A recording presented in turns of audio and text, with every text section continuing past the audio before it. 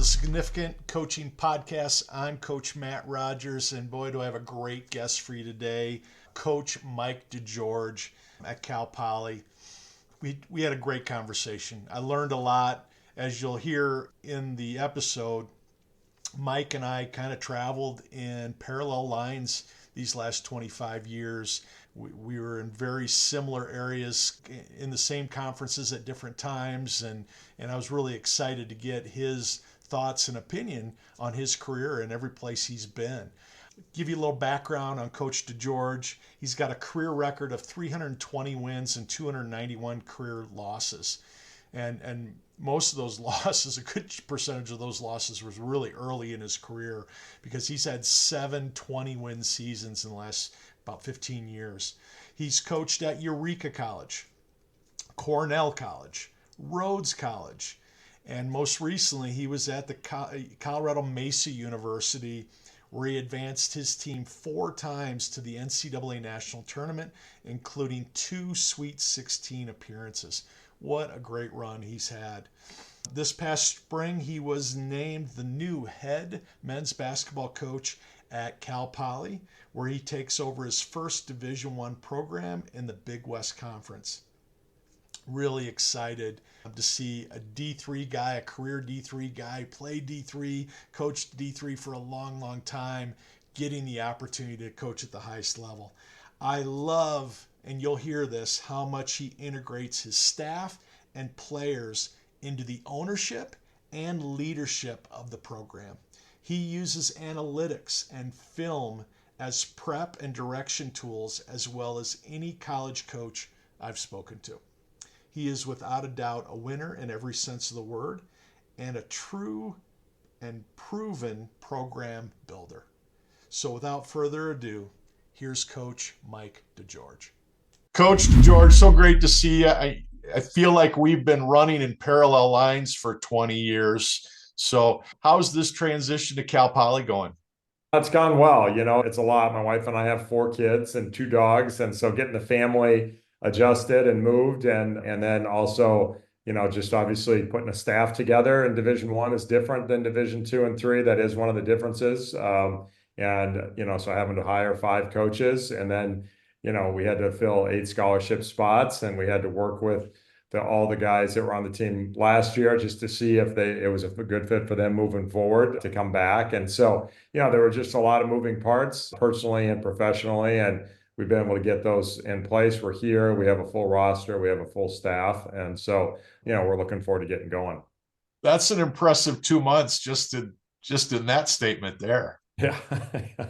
Well, like I've been telling people, I feel like I'm sledding uphill, but when you look back over a week or 2 weeks, you are getting stuff done, but none of it is ever as fast as you want it to be. So, I mean, to hire 5 coaches and get 8 kids on the roster is pretty impressive. Talk to me about, I don't know how much you use the portal at Mesa, but how big of an impact is it for you having the portal? Is it something you want to use? Is it something you will use? Yeah, I think if you're not embracing where the game's at, you don't have to like everything about what's happening. But if you're not embracing it and trying to navigate all of the things that are out there, I think you're making a mistake and you're falling behind. So I think with the portal, I think we did use it at Mesa. Obviously, we're going to look at every player to see if they're a potential fit. I do think there are obviously some downsides to the portal, but I think student athletes' rights are really important. And I think they should have the right to move schools and make money off of their name, image, and likeness. So I think all that's good. We obviously need some sort of regulation of both because they're out of control. But, I do think it's been good for us to have another avenue to find kids, and trying to figure out the best way to do that at each school is different. Cal Poly has some pretty significant transfer expectations that can make it a little more challenging for us to find a good fit, but we were able to find a few off of that, and then we were able to get a group of our guys from Mesa to grad transfer in. Nice. And, so we're looking forward to the group we put together, but it definitely has some hurdles. Talk a little bit about that, about what Cal Poly's expecting out of transfers. I don't think people understand. I think they think, well, the university is just allowing any kid to come in. What are some of the things that you're looking for in a recruit, and what are some of the things the school is expecting? So the school, we're a unique institution because we're very focused on your major. So when you apply to school here, you apply for a particular major. You don't apply for general admission. So if you're applying for a major as a transfer, you have to have certain classes that you need to have completed. And they basically have a magic four that you have to have. And for a lot of kids, maybe they're missing a math class. So in order to be a transfer at Cal Poly and you don't have that math class, you're going to have to take that before you come in. They'll make you take that before you come in. And so for a kid who's going on the portal, just shopping the best deal, we don't have NIL money and we have academic requirements to get in. The kid's got to be pretty committed to being at a great place like Cal Poly in order to do there. So we're going to have more success recruiting the traditional four-year kid that wants to be at a top 30 school academically, wants to be at school 8 miles from the beach on a beautiful campus in a great town. Now, if that's what you're looking for, we're going to be able to find plenty of kids who want that out there. But the kid that's going on the portal looking for a better deal, we're not it. So we were able to get some kids based off of relationships and that we've had. And so that was great. And I think we put that together. But I think the four-year model is probably going to be where we need to do the bulk of our recruiting. What are you looking for then?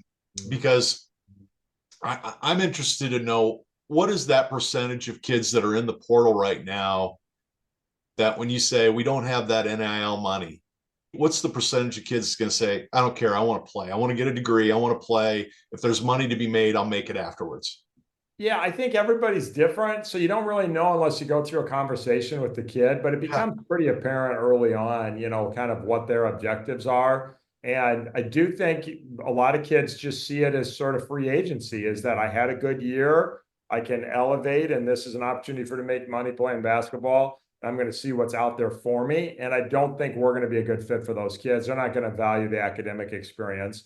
One of our young men that we were able to get in had a great freshman year. He didn't have a great connection at the school that he was at. And so he really just loved our playing style. He was a 4.0 student. He really liked the idea of being at an elite academic school. And, so it just was a fit. And he turned down a bunch of NIL money to come here because that's what the experience he wanted to have. That's great.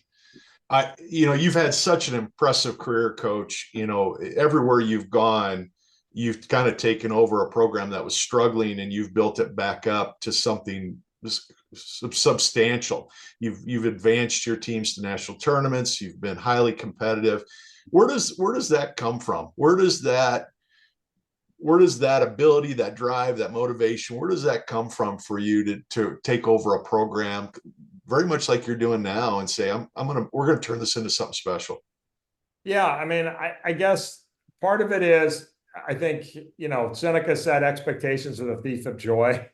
And I think your goal of creating the expectations, honestly, is a much more fun process than trying to live up to expectations, if I'm being completely honest. And so, we had a great 6-year run at Mesa, and I had no interest in leaving. I wasn't like I was out there looking. They came to me and asked if I was interested in the job. Actually, after I accepted the job, they came back to me and said, we actually need you to apply for the job. We can't process your hire without an application. So I never applied for the job even. So, I wasn't looking for this, but I would say that, part of the excitement for me is doing something maybe people haven't done before, or I love culture and I love building culture. And I think once you have your culture established, you always have to work on it, but it's not the same as bringing it in and installing it and finding the pieces that fit it. And that process of building is always been intriguing to me, back even as an assistant coach when I was working for John Tharp, who retired at Hillsdale a year ago when we were at Lawrence University. That was kind of my first significant coaching role. And we had a major rebuild there and had a lot of success. And so, from the very beginning of my coaching career, that's kind of what I've been a part of. And I guess you get comfortable with what you're used to doing. Yeah.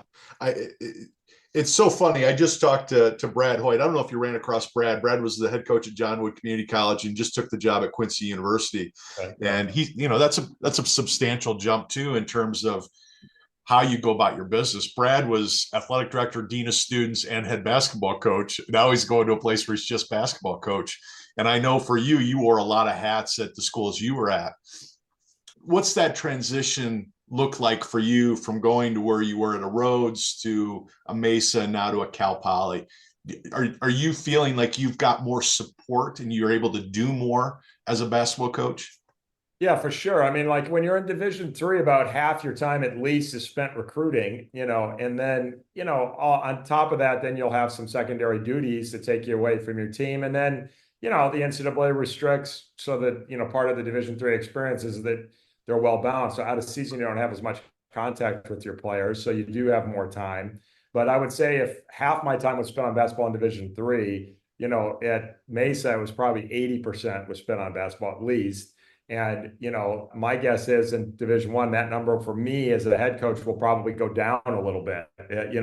There's going to be more community relations, fundraising. I do think Division I recruiting is going to be harder than Division II, and there's going to be more time involvement with that. And so, I do think that each place you have to kind of figure out that balance, and you're going to have different roles. And I put together a great staff and I'm going to want to let them coach. So they're going to all have significant roles in terms of coaching. And so, I do think each role I've had has been different. And, one of the things you have to do is you can't just say, this is how we do things. You have to adapt to each institution and say, how do we need to be successful here? And so, yeah, we've continued to adapt and grow, but I actually like this role more of like the CEO of the program rather than being the one-man shop. I think I'm probably better in this role in terms of providing some direction and letting guys go have meaningful responsibilities. And so I do think this role is a good fit for me, and I'm excited about it. Yeah, you're good. You're going to be great at it. Talk a little bit about the importance of your staff, because we talked about before we came on. You've brought on 5 assistants. Yeah. And when we were coaching Division III, if we had a $5,000 stipend or an $8,000 stipend for somebody we could pull off the street that, maybe could live with their parents, or a kid that just got done playing with us, we were blessed if that person was competent. What's it like now to have full-time positions where you can actually take care of an assistant coach and they can have a life and a home and a family? How does that affect you and what you're trying to do with culture? Yeah, that's a pretty cool part of the job. And honestly, it was one of the most appealing aspects for me. And so, when I started my first head coaching job at Eureka College, 60% of my contract was teaching, and my only assistant was $1,000 stipend. I had the same thing. And so, I spent 4 years there, and then I go to Cornell and I spent 5 years there. So after the first 3 years, I got a full-time assistant, and I literally had no idea how to use them. I didn't. Right. I was so used to having to do everything myself. I just couldn't give up any responsibility to just let them have it. And so, it is one of the ways I've grown as a professional, is that you got to decide what is it that's most important to you that you need to do. And also you got to recognize what other people's strengths are and maybe what your weaknesses are, and just trust people to do certain things. And so I've been very fortunate that we've been able to put a staff together that's very like-minded. They complement each other. So it's much like putting together, to me, what I was like is like just how I put a basketball team together. I don't want 5 guys to do the same thing. Right. Be able to fill different roles. And so I think we put a group together that is very different, and they complement each other, but they're all extremely high character people who fit our culture really well. That's great. What's it like to know that you have the money to go get that guy that's already been a great recruiter at the level you're at? Somebody that really understands film breakdown, somebody that really understands academics and player development. What is that like to have the kind of the resources to go find people with that experience and ability? Yeah. So, as we were starting to put a staff together, one of my assistants' name is Ron Dubois, and he actually coached in the NBA, and he's, and so he was helping me kind of put some people together. He's a California guy, and, he's trying to get me to recruit this Jesse Pruitt from Stanford. I'm like, really? We're going to get Stanford, who's been coaching Division I basketball for 16 years. And, the Stanford staff got let go, and, we were able to get in touch with them and build a relationship together. And it seemed just like a mutual fit. And so, it's pretty cool that you can attract somebody, with 16 years of Division I head coaching experience, last 8 at Stanford, and meaningful roles there. And he really understands Division I recruiting, and we were doing visits this spring, and I'm like, I used to like a D2, D3 budget. Right. Really, we're going to spend this much on the visit? Are you sure? And he's like, yeah. That's my whole career. That's my whole season. We spent more money on the first official visit than I think I spent my first year of recruiting at Eureka. Oh, that's great. That's great. What are you finding as you're recruiting now? I'm assuming at Mesa you were going after some high level kids that were definitely D1 kids or D1 transfers. What are you finding that you've had to change your mindset about what you're looking for? Has there been a change? Yeah, I think that, when you have a new job and you go into a new league, if it's a different level or even the same level, there are certain things you have to learn about that conference. And I think you really don't, you're guessing, let's be honest, you're guessing, because film, it's a little bit, you've watched a lot of film and you have an idea, but you kind of don't feel really comfortable until you get about halfway through the conference season. You're like, all right, I got this league. I kind of see where we're at, we get it. And we were, so part of it is you don't know as much as the coaches have been in the league a while. And that is one of the differences. But the other thing is that you're bringing new perspective too, and they don't know everything that you've been through and that you've learned from your experience. And so, yes, you're at a little bit of a disadvantage in some ways, but there's also an advantage there as well. And we're very analytically driven, and we've really embraced the modern game. And so what hasn't changed is that we're going to play positionless. We're going to really get pieces that complement each other. We're really going to embrace, just like we did last year. Last year, we led the nation in 2-point field goal percentage, but we shot the least amount of twos in the country. Wow. And so we ended up the top effective field goal percentage team in the country, even though we were an average 3-point shooting team and shot the least amount of twos. So, but we really played fast and, got the ball ahead. And if the defense rotates, we're spraying it out for 3. And we're really just trying to spread the floor with versatile pieces. And so one of the things we decided to do is we don't have a center on our roster. And so we just decided that, we couldn't get a player at that size of the ability that we wanted. And so one of the decisions we made was we're just going to play smaller, and we're going to force them to guard us out on the perimeter and see who wins out. We found, like in the Big West last year, most teams kept a true center on the floor most of the game, and per 40 minutes, they contributed about 6 points a game. So we're like, hey, let's just put a guy out there that can play. I think he's going to be able to out contribute in the game than that. And so, we're rolling the dice a little bit with that, but it's part of the circumstance we're going into. But we really would love to just have all 6, 7 guys that do a little bit of everything and throw them out there and let's see what we can do. And we've had a lot of success with that at Mesa. I love that mindset. What do you do? What do you do defensively? What's your mindset defensively with that then?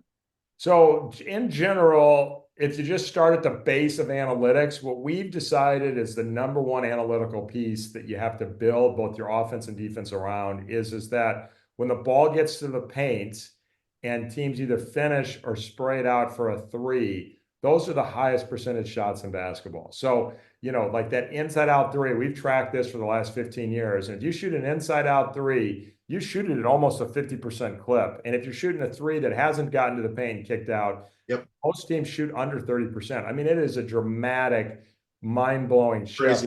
Every year we do it, and I'm like, is it really going to be that dramatic again? And then it always is. And so when you think about that, you think about finishing at the rim, and then one of the things that has been a big number in the NBA for a long time that still blows my mind is that uncontested shots in the mid-range in the NBA, they shoot at 0.86 points per possession, which is 43%.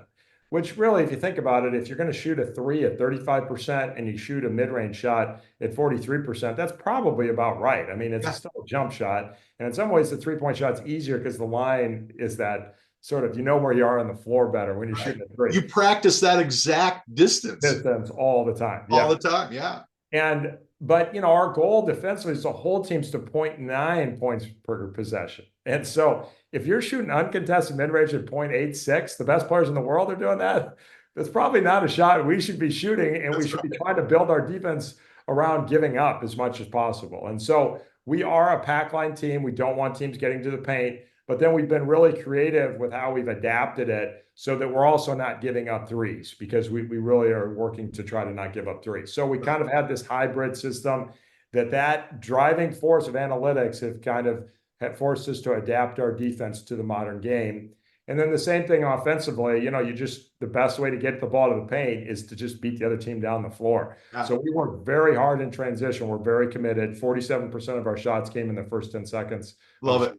Last year. And so we're just trying to get there, and we're trying to keep teams from getting to that paint. And that's pretty much every decision we make is rooted in that basic concept.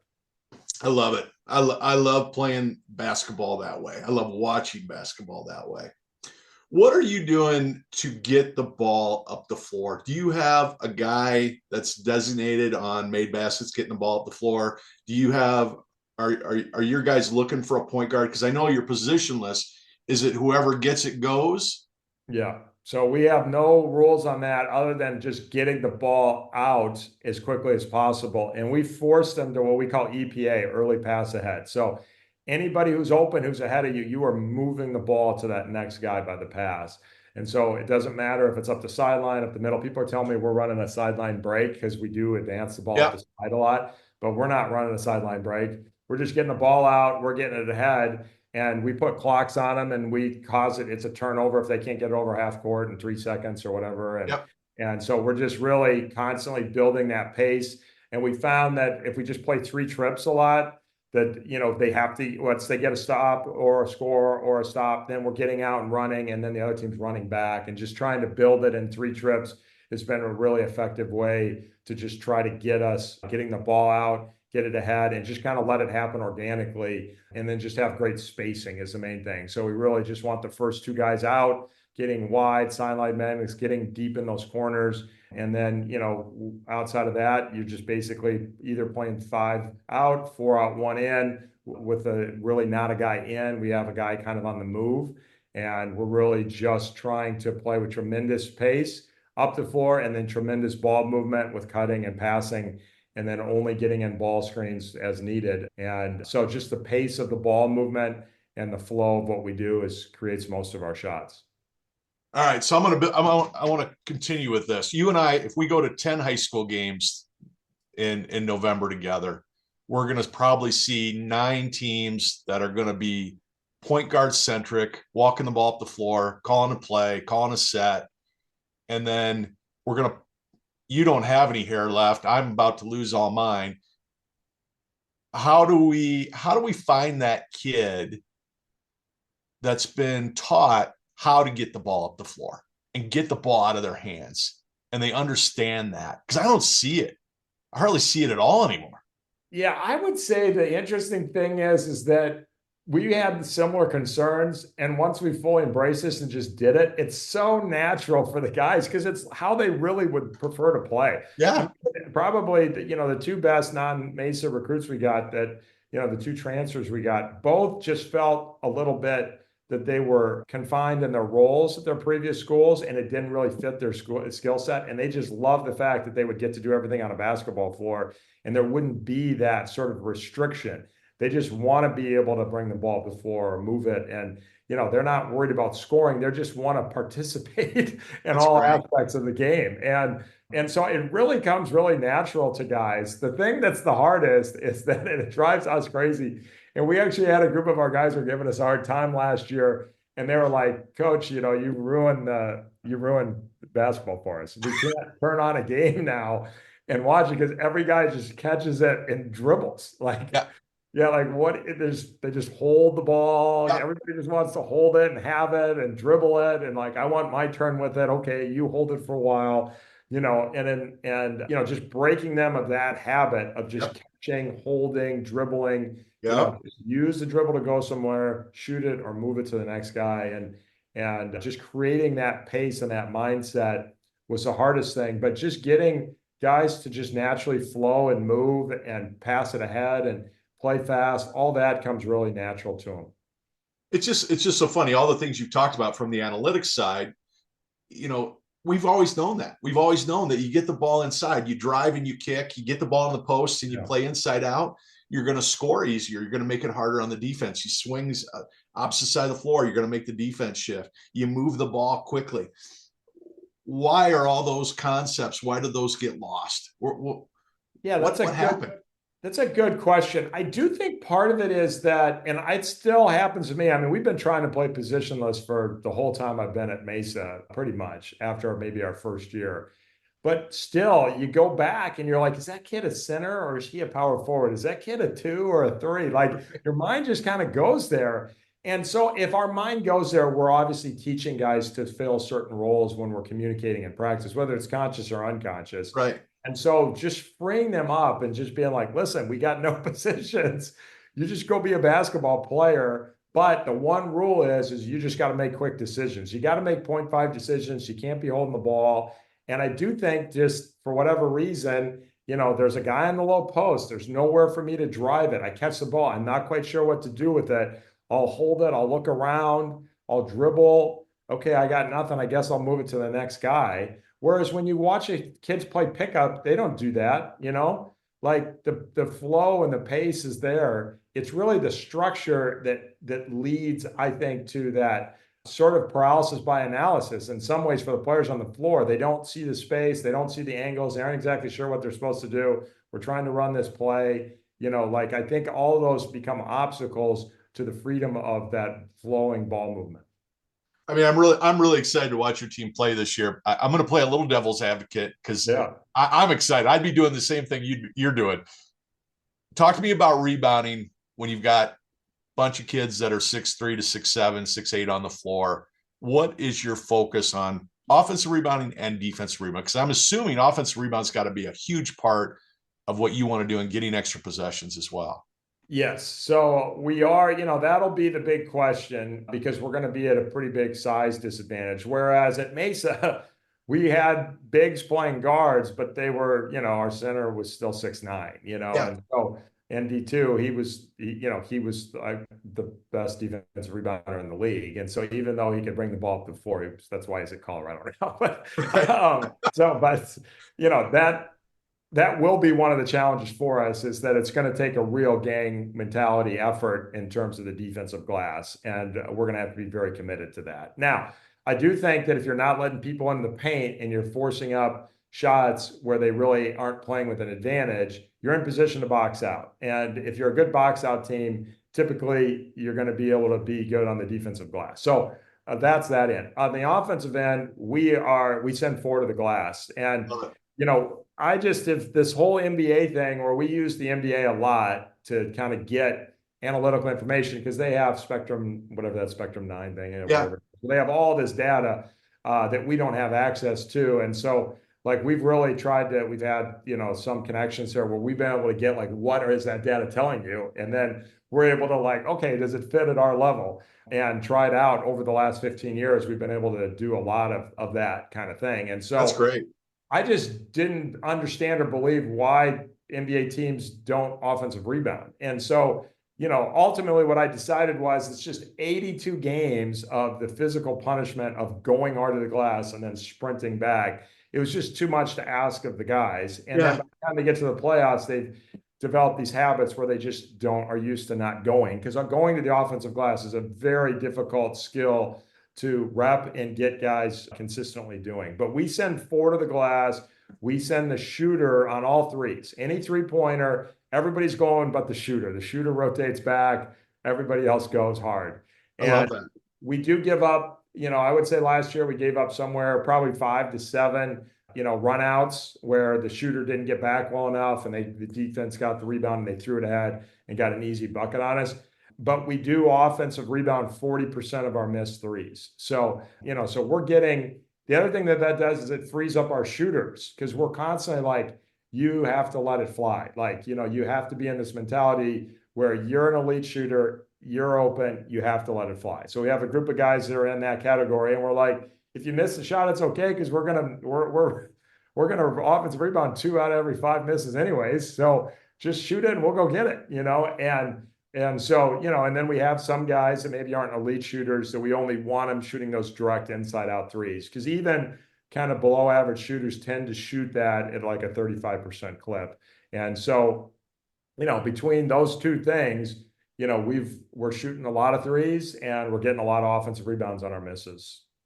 And if I didn't know better, it sounded like you'd ran across David Arsenault at some point in your career.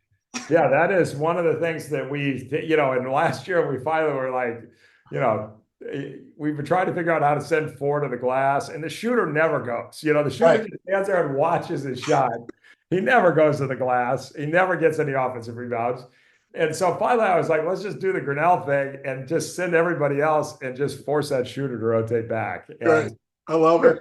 They're still not great at rotating back, but it's shocking how infrequently we get hurt, because if they're not boxing us out and they're leaking out, right, we're going to get the offensive rebound, which quite frankly happens way more than they get an advantage on us. So pretty much every team in our league last year was so worried about our offensive rebounding, they weren't trying to run against us and take advantage of the fact that we're so aggressively going to the glass. I love it. What advice would you give to a high school coach who doesn't have a lot of time, a D3 coach, junior college coach? What advice would you give them about what you've learned about analytics? Because you said we went and talked to people because we couldn't get the software. We went and talked to people. We talked to NBA guys. What advice would you give these small school, high school guys about how to use analytics? Yeah, I think the biggest thing about analytics is that we get these numbers and we're like, oh, threes are worth more than twos. But what does that mean? You know what I mean? Like, and so I think what you have to do is you have to have some overriding principles of proven analytics. And so for us, it doesn't mean it has to be this way for everyone. For us, we became the paint. And like when the ball got to the paint, our numbers exploded if we could get it there and not turn it over, which, by the way, we do turn it over a lot. We are a high turnover team. And that is one of the issues that we have. We have to be okay with turning the ball over a little bit more because we're so aggressively trying to get the ball to the paint. Right. And so, once that became our overriding principle, we fully embraced that analytic. We weren't bouncing all over the place with all these different analytical measurements. Somebody was telling me about a Division I coach who tracks every possession of every practice. And then at the end of each segment, they tell the team, well, you were at point, 1.2 and you guys were at 1.1. Well, we know what the score was. It's not that's not any valuable information. It's the root of what it is you're trying to do that leads to those numbers that you really have to understand. The outcome isn't what you're about. You got to be process driven. And so you have to decide, what are the analytical numbers that have true meaning to you? How can you build your system to take advantage of those? And then you have to trust it and run with it, knowing that over, a quarter or a half or a portion of the season or even a year or two, it may not work out exactly the way you want. But if you are process driven, you'll build it towards those outcomes that you want, because you're following those analytical numbers that lead to that if you stick with it. And so I would say that's probably the number one thing that people don't understand, how to utilize analytics. We have so much information. How do we digest it? How do we actually make it part of our system? I love it. And it makes a lot of sense too. Now, my question is, and this is where I struggle as a coach, and obviously you understand this as well as anybody. You talked about your team, you turn the ball over a lot. So how do you balance that, getting your guys to be aggressive, saying we want that ball across half court in 3 seconds. We want to get to the paint. We want to take that open three if we're there. And you're turning the ball over 17, 18 times a game. How do you balance how you coach that? How do you work to get those turnovers down when you want your guys to be so aggressive? Yeah, I have not figured that out. So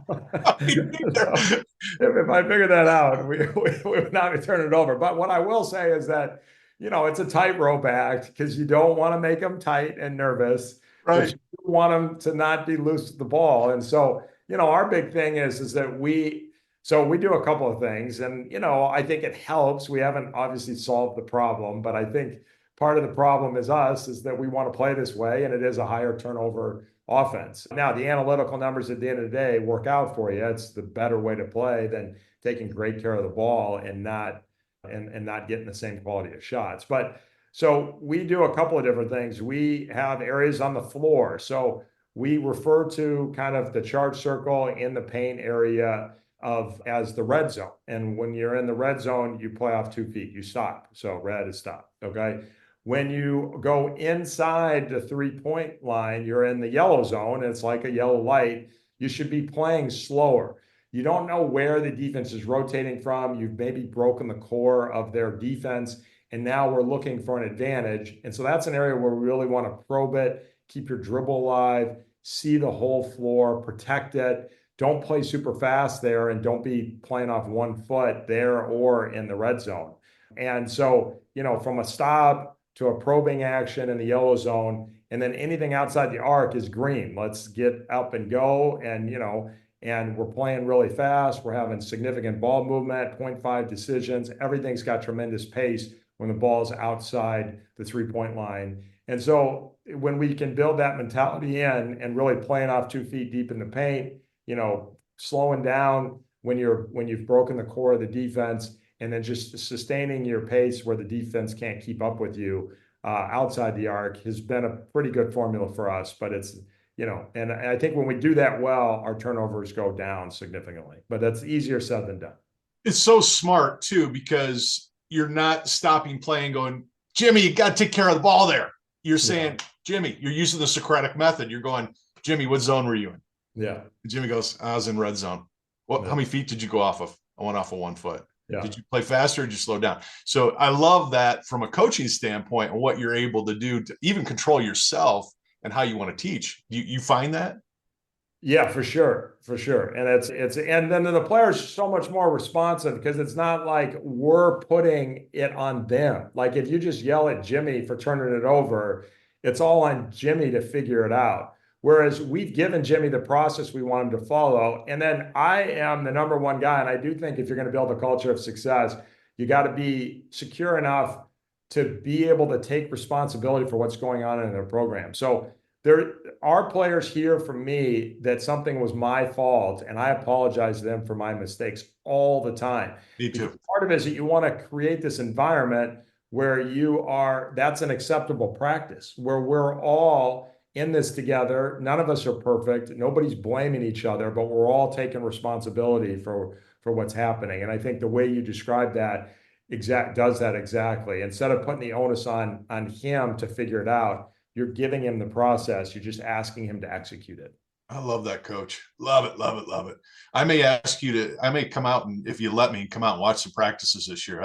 It just sounds like so much fun to be a part of. It sounds like you can do so much in your practices with that mindset. Yeah, we do have fun. And, I would say early in my career, when I was first a head coach, I used to have this nightmare where I would wake up or I would be asleep and I would be screaming at everyone and no one would be paying any attention to me. And no matter how much I screamed, it's like they couldn't hear me. And I've had those nightmares. The sweats, Yes.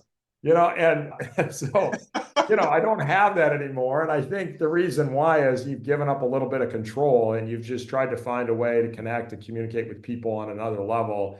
And it's just a way more effective way, not only for us to get the outcome we want, but to have better relationships and also be in a better place where you're not having those kind of dreams. Absolutely. And having a full-time staff has got to be the biggest advantage to getting there for you. And that's really what I want to know. How are you using your staff differently now than you did 15 years ago? Yeah, very differently. And so just an example, my full-time assistant at Mesa, who's come with us here and will run our offense, Kyle Bourget, is just really, he is incredible at offensive mind. And so a lot of the things we've talked about offensively, yes, together we all worked on, and there are other coaches involved. Ron DeBall, we mentioned before, was a big part of it too. Worked on the analytics of what it was we wanted to be about. But actually, a lot of the drills and putting the pieces together of our offense, Kyle is the one has been the architect of that and has really taken what we've done offensively to another level. So the best coaching decision I've made is just to get the hell out of the way, let him be a basketball coach, let him share his understanding of what he's worked at. And he's worked incredibly hard as a basketball coach. And he deserves to have that significant role and voice within our program to be able to communicate and teach the way that he sees best. And so, part of it is just trying to make sure people understand who we are, what we're going to be about, keeping that sort of, over all umbrella view of things in place, and then getting out of the way and freeing up your coaches to be able to coach. And so, Love that. the other pieces that I would say that, particularly for the new guys, they've heard my voice less than anyone else's voice. So, I love that. it goes back that's so empowering. Yeah, it is. And I think it also goes back to the days of Division III where you were the only voice. And by February, guys are like, oh my gosh, how much more of this guy do I have to listen to? So you do get to be more impactful. Not only are you better rested and more energized to make it through the season because you have more help and you can pick your moments, but for them, you can pick those moments that are meaningful, that have the most impact for your team, rather than having to be that do everything guy. And so for me, that's been really, really beneficial in my own personal growth. That's fantastic. I love hearing that, Coach. And it's really inspiring to me because I went back and coached high school last year, and it burned me out because I didn't have any assistant coaches until October 15th. I couldn't find anybody because nobody would take $1,000 for a season. Yeah. And I ended up having to just hire some guys that didn't have a lot of experience. And I found myself doing everything. Yeah. And by mid-year, I was sick, literally sick, and I was tired, and my brain was dead, and I was a different human being. I was a zombie. So I love the fact that you've gotten to that point where you've got a team around you that they can run the drills, they can be the voice, they can also be the disciplinarian, and then you can be that guy that you can pull a kid aside in the middle of a drill and say, hey, we need to talk about this. All right. Hey, you're doing a really good job. I want you to work on this. And you can really be the master teacher without being the director of the practice. Yes, exactly. Am I on track there? Yeah, that's 100%. Yep. Coach, in the last 10 years since I really got out of college coaching, I've kind of devoted my life to college recruiting. I've been helping kids get to college, and I wrote a book on college recruiting. So my last couple of questions for you is really, if I put you on a stage in front of 300 families with prospective athletes, it's really just to get your advice to those kids and those parents. What advice would you give to a kid who wants to play at your level? He's 15 years old. He's got some talent. He's got decent grades, got a great attitude. What advice would you give them in terms of how to manage their recruitment to get the attention of a Mike DeGeorge? Yeah, I think that in a lot of ways, we look at this process entirely backwards. And so, I went to an AAU event in May. The charge is $700 to get in the door. Right. They charge $17 for parking. They charge families, just to come watch their kids play. They're nowhere to even sit. $65 to get in the door. Okay? So, and I was walking in with a mom next to a mom. I just was walking in, and she was walking in next to me, and she saw, what shirt I was wearing, and she just said, hey, take a look at my son. We'd love to have him, get Division I scholarship or something.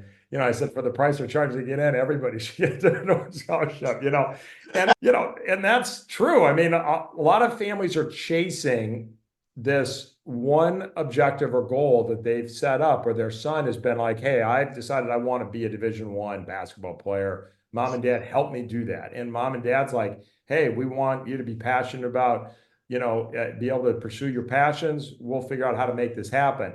And then they get so invested in trying to make that happen. They've used so many resources that it just becomes this thing where they're, I had a parent tell me once, this was maybe, a long time ago, 20 years ago, a kid that was trying to pursue the Division I thing, and I was trying to get him to come to a Division III, school. And the dad was like, 2 years ago, if we'd known how this played out, we would have spent our money very differently. But we spent so much on AAU basketball the last 2 years. We don't have any money left to pay for a Division III school, and I do think that kind of thing is happening. So rather than making it about being outcome driven and making it about getting a Division I scholarship, just make it about helping little Jimmy be the best version of himself he can be, and whatever that is. And, just help him get better. And is playing in LA at an AAU event going to help him get better more than just going to an open gym with his high school? I mean, what are it could be, there could be strategic about it. He does need to be seen, but he also needs to get better. And he also needs to have a high school experience. I do think that, if a kid's got a 4.0, he's way more likely to get something than if he's got a 2.5. And so I think that if you just look at the whole person and you just try to help them improve and find their own pathway, I can tell you, obviously my time in Division I has been very limited here. I haven't coached a game yet, but the difference in experience isn't that dramatic at most of the levels. I'm obviously not at Kansas, but just let the kid have a good experience and find a pathway forward to him. And I will tell you that I had great kids and great players in Division III. I had great kids and great players in Division II.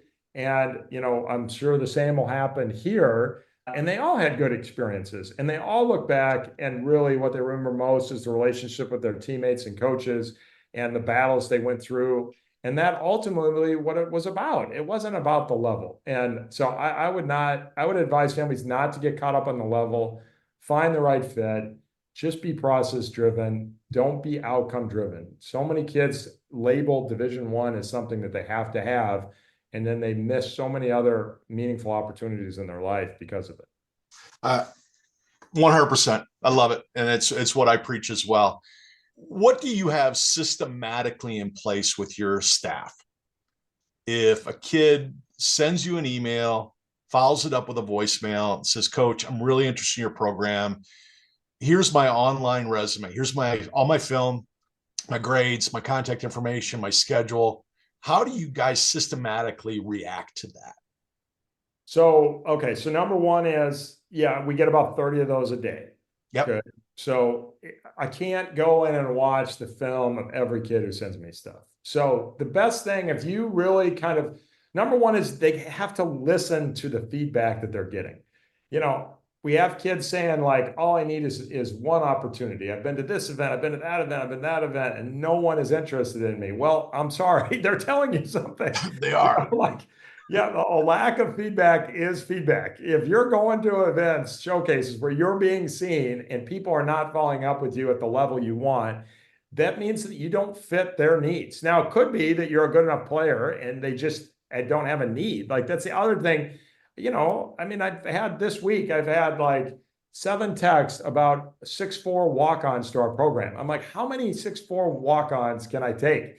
I already have 4. I don't need any more. It's no offense to you. I just don't have any more spots. That's not a need for our program. And so, part of it is sometimes it's just not a need for the program. But if you're going to lots of events and you're not getting feedback from the level you want, it's probably an indication you're not that level.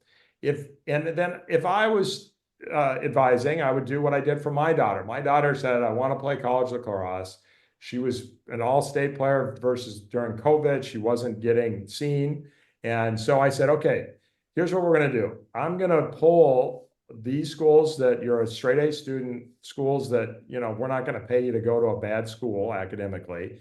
You're probably going to be Division III because of the way this whole thing's played out. So here are 40 schools that play lacrosse, are strong enough academically, and we can afford to send you to. You go through that list of 40 schools, and you decide which ones are of interest to you based on location, academic offerings, all that. So she came back to me with a list, and then we went through that list, and then we decided to reach out to those coaches and gave specific reasons why we were interested in their school. And then instead of saying, I know I'm good enough to help your program, how would you know if you're good enough to help our program? Have you ever seen us play? I mean, I get that. Say that again, Coach. You don't know. You have no idea what that coach wants from you. You don't know. And so just ask, how can I get in front of you to give myself the best chance of being able to earn an opportunity. And so what we've done at every place that I've been, because I know families are in a tough spot and we want to provide them feedback, we have always offered prospect camps. And we take a lot of kids from our prospect camps. We get to work with the kid. We get to tell them, stop in the red zone, slow down in the yellow zone, play fast in the green zone during our camp. And if they're coachable, they can do those things and they have the physical tools we need. That's been a way better evaluation tool for us than seeing some kid play in an AAU event where everybody holds it and no one passes it. And so, pursue those schools, have a budget. How are you going to manage visits? Who can you get in touch with? What coaches don't respond? Which ones do, and make a plan from there. So I would say, rather than sending these blanket emails out to every school in the country, telling the coach that you can play for them, be strategic, be purposeful, and then find a pathway to try to get in front of that coach. Ask what events they're going to be at. Ask if they have prospect camps, try to find a way to get in front of that coach.